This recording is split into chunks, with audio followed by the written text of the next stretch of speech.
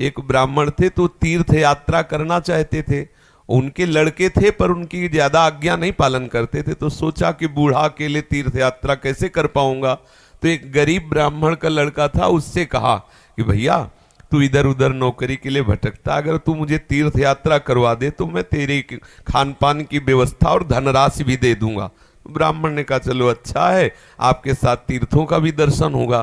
तो जहां जहां जाना चाहते थे वो जवान ब्राह्मण बूढ़े ब्राह्मण को ले गया, तीर्थ दर्शन कराती हो। जब ब्रज धाम आया तो उसको बहुत बुखार आ गया बूढ़े को।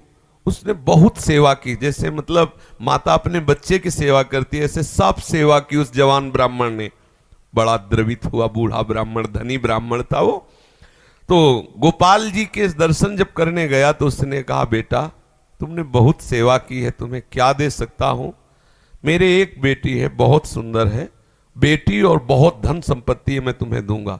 बोले देखो बाबा तुम तो यहां बोल रहे हो, घर में तुम्हारे जवान लड़के हैं, हमारी पिटाई करेंगे। बोले हम गोपाल जी को साक्षी करके कहते हैं कि अपनी बेटी का ब्याह तुम्हारे से करवा दूंगा और संपत्ति भी दूंगा। बात हो गई। तीर्थ यात्रा करवा के जब घर पहुंचा तो बूढ़े की हिम्मत नहीं कि बात कर सके लड़कों के सामने, क्योंकि बेचारा गरीब ब्राह्मण का लड़का।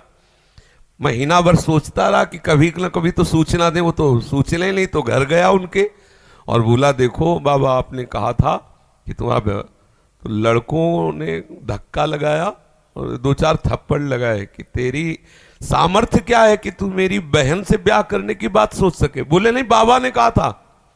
अब लड़कों की वो स्वरूप देख करके बाबा बदल गए।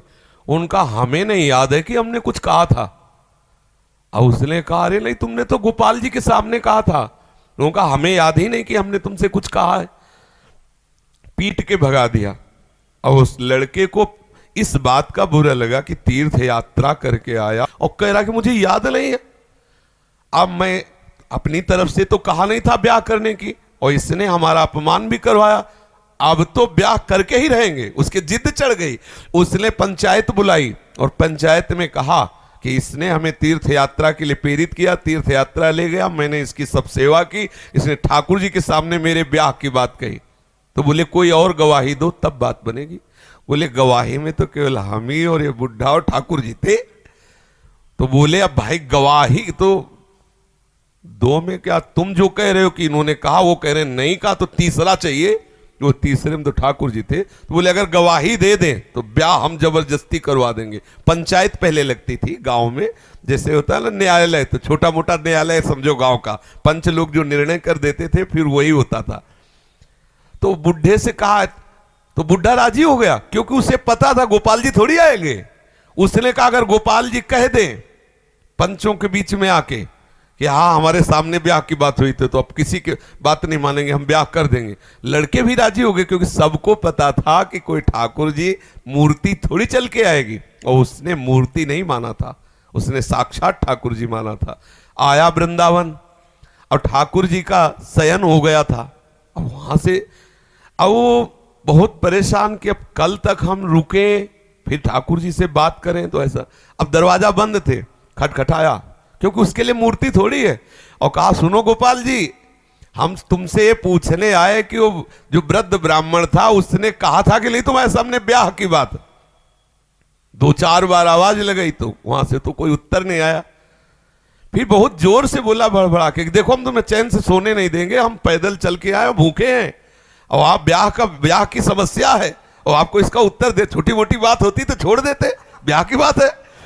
ठाकुर जी ने अंदर से कहा मूर्ति कहीं चलती है वहां चल के, जब बोले मूर्ति बोलती तो चलेगी क्यों नहीं। ठाकुर जी फंस गए। ठाकुर जी ने अंदर से कहा कि कहीं मूर्ति वहां जाके थोड़ी उड़ीसा में वहां जाके साक्षी थोड़ी देगी, मूर्ति चलती थोड़ी है। बोले महाराज जब मूर्ति बोलती है तो चलेगी क्यों नहीं। अब ठाकुर जी विवश हो गए। ठाकुर जी बाहर निकल के आए और सब सेवक लोग सुला के गए थे। समझो कितना भाव में दम है। उसने देखा बहुत सुंदर गोपाल जी साक्षात ठुमुक ठुमुक कर करके आए, नौ किशोर। बोले देखो हम चलने के लिए तुम्हारे भाव के कारण राजी तो है, लेकिन भोग राग की व्यवस्था, क्योंकि हम वृंदावन के ठाकुर, हमें तो चक माल चाहिए, हमको चना चवेना में तो रुकने वाले हैं नहीं, रबड़ी गुलाब जामुन ये सब चक्कर चाहिए। तो बोले देखो कुछ रुपया तो है, अब शादी का चक्कर, इसलिए व्यवस्था तो तुम्हारी बनाएंगे ही हम। तो बोले कैसे चलोगे? बोले चलेंगे तो हम पैदल ही, आगे आगे तुम चलना, पीछे पीछे हम चलेंगे, थोड़ी थोड़ी देर में कुछ भोग लिए रहना, हमको भोग लगा देना। बोले अब हम चले और तुम आ रहे हो कि नहीं आ रहे हो ये मुझे कैसे पता चलेगा? बोले नूपुरों की ध्वनि तुम्हें सुनाई देगी, अगर पीछे मुड़ के देख लिया तो जहां से मुड़ोगे वही हम खड़े हो जाएंगे, आगे नहीं चलेंगे। बात तय हो गई, चल दिए ठाकुर जी। अब आप देखो क्या मूर्ति है।